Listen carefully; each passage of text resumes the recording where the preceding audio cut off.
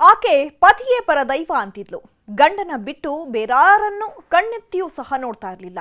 ಆದ್ರೆ ಮನೆಯಲ್ಲಿದ್ದ ಮಾನಗೆಟ್ಟ ಮಾವ ಸೊಸೆ ಮೇಲೆ ಕಾಮದ ಕಣ್ಣು ಹಾಕಿದ್ದ.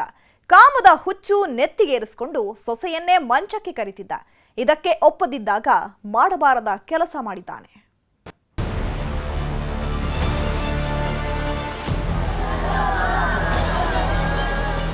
ಮಗನ ಬಾಳಿಗೆ ಬೆಳಕಾಗಿ ಬಂದ ಸೊಸೆಯನ್ನ ಮಾವಂದಿರು ಮಗಳಂತೆ ನೋಡಿಕೊಳ್ತಾರೆ. ಮಗನ ಜೊತೆ ಖುಷಿಯಾಗಿ ಜೀವನ ನಡೆಸಿದ್ರೆ ಅದೇ ಭಾಗ್ಯ ಅಂದ್ಕೊಂಡು ಅಡ್ಡದಾರಿ ಹಿಡಿಯದಂತೆ ತಿದ್ದಿ ಬುದ್ಧಿ ಹೇಳ್ತಾರೆ. ಕೆಲವರು ಮಾತ್ರ ಇದಕ್ಕೆ ತದ್ವಿರುದ್ಧ. ತಂದೆ ರೂಪದ ಮಾವ ಮಗಳ ಸ್ವರೂಪದ ಸೊಸೆಯ ಮೇಲೆಯೇ ಕಾಮದ ಕಣ್ಣು ಹಾಕಿಬಿಡ್ತಾರೆ. ರಾಯಚೂರಿನಲ್ಲಿ ಧೂರ್ತ ಮಾವ ಸೊಸೆಯ ಮೇಲಿನ ಕಾಮದ ಕಿಚ್ಚಲ್ಲಿ ನೆತ್ತರೋ ಕುಳಿಹರಿಸಿದ್ದಾನೆ. ಅಕ್ರಮ ಸಂಬಂಧ ಇಟ್ಕೊಳ್ಳುವಂತೆ ಸೊಸೆಗೆ ಕಿರುಕುಳ. ಪಲ್ಲಂಗ ಏರದ ಸೊಸೆ ರಕ್ತವನ್ನೇ ಹರಿಸಿದ ಧೂರ್ತ. ಶಿವಶಿವ, ಕಲಿಗಾಲ ಅನ್ನೋದು ಕೆಟ್ಟು ಕುಲಗೆಟ್ಟು ಹೋಗ್ಬಿಟ್ಟಿದೆ ಕಣ್ರೆ. ಹೀಗೆ ಒಣಗಿರೋ ಊದುಬತ್ತಿಯಂತಿರೋ ಈ ಮುದಿ ನರಪೇತಲನ ಹೆಸರು ರಾಮಲಿಂಗಯ್ಯ. ರಾಯಚೂರು ತಾಲೂಕಿನ ಜುಲಮಗೇರ ಗ್ರಾಮದ ನಿವಾಸಿ. ಚಟ್ಟ ಹತ್ತೋ ವಯಸ್ಸಲ್ಲಿ ಈ ಅಡ್ನಾಡಿಗೆ ಮಗನ ಹೆಂಡತಿ ಜೊತೆ ಮಂಚ ಏರೋ ದುರಾಸೆ. ಯಾವಾಗ ಮಗನ ಕೈ ಹಿಡಿದು ಸೊಸೆ ಬಲಗಾಲಿಟ್ಟು ಮನೆ ಸೇರಿದ್ಲೋ ಅಂದಿನಿಂದಲೇ ಆಕೆ ಕಂಡ್ರೆ ಒಂಥರ ಹುಚ್ಚು. ಸೊಸೆ ದುಳ್ಳಮ್ಮ ತನ್ನ ತೋಳ ತೆಕ್ಕಿಯಲ್ಲಿ ಹೊರಳಾಡುವಂತೆ ಮಾಡ್ಕೊಳ್ಬೇಕು ಅಂತ ಸ್ಕೆಚ್ ಹಾಕಿದ್ದ. ಹೀಗಾಗಿ ಮನೆಯಲ್ಲಿ ಯಾರೂ ಇಲ್ಲದ ವೇಳೆ ಸೊಸೆಗೆ ಅಕ್ರಮ ಸಂಬಂಧ ಇಟ್ಕೊಳ್ಳುವಂತೆ ಒತ್ತಾಯಿಸಿದ್ನಂತೆ. ಆದ್ರೆ ದುಳ್ಳಮ್ಮ ನಿಯತ್ತಿನ ಹೆಣ್ಮಗಳು. ಮಾನಗೇಡಿ ಮಾವನ ಮಾತಿಗೆ ಸಿಡಿದವಳು ಹೀನಾಯ ಕೃತ್ಯದ ಬಗ್ಗೆ ಗಂಡನ ಹತ್ತಿರ ಹೇಳಿಕೊಂಡಿದ್ಲು.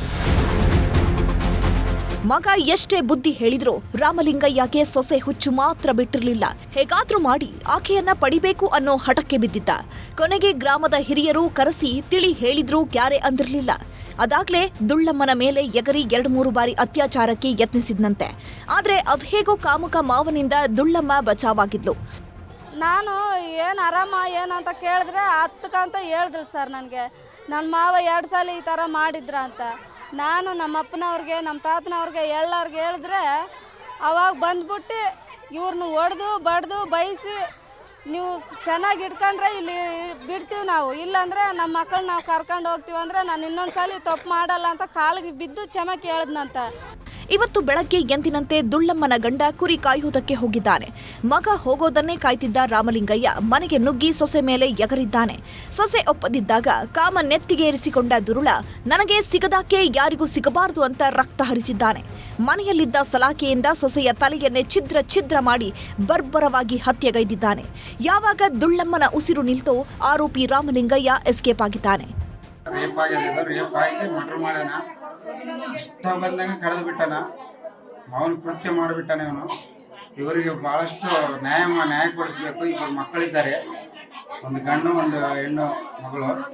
ಇವರಿಗೆ ಆದಷ್ಟು ನ್ಯಾಯ ಕೊಡಿಸ್ಬೇಕು. ಅವನಿಗೆ ಮಾತ್ರ ಭಾಳ ಶಿಕ್ಷೆ, ದೊಡ್ಡದಾಗಿ ಶಿಕ್ಷೆ ಕೊಡಲೇಬೇಕು, ನ್ಯಾಯ ಮಾಡಲೇಬೇಕು. ಇಡಪನೂರು ಪೊಲೀಸ್ ಠಾಣೆಯಲ್ಲಿ ಪ್ರಕರಣ ದಾಖಲಾಗಿದ್ದು ಪರಾರಿಯಾದ ಆರೋಪಿಗಾಗಿ ಬಲೆ ಬೀಸಿದ್ದಾರೆ. ಗಂಡನ ಜೊತೆ ಸುಖ ಸಂಸಾರ ನಡೆಸಬೇಕು ಅಂದುಕೊಂಡವಳು ಮಾವನ ಕಾಮದ ಹುಚ್ಚಿಗೆ ಬಲಿಯಾಗಿದ್ದು ವಿಪರ್ಯಾಸ. ವಿಶ್ವನಾಥ್ ಹೂಗಾರ್, ನ್ಯೂಸ್ 18, ರಾಯಚೂರು.